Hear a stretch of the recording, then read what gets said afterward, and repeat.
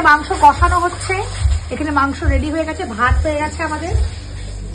ঠিক আছে, মাংসটা কষা হয়ে গেলে গন্ধটা খুব সুন্দর বেরিয়েছে, আর রংটাও জাস্ট দারুণ।